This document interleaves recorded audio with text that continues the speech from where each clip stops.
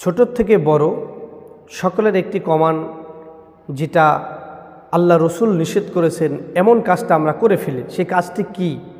সেই কাজটি হলো আমরা চেহারার ভিতর আঘাত করি, তার মুখের ভিতর আঘাত করি।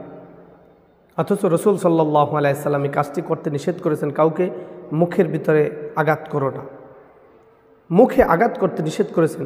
আমরা বাবা মারাও সন্তানকে গালের মধ্যে থাপ্পড় দিয়ে বসি, মুখের ভিতরে মেরে দিই, আর বাহিরের যারা আছেন তারা তো আসেনি।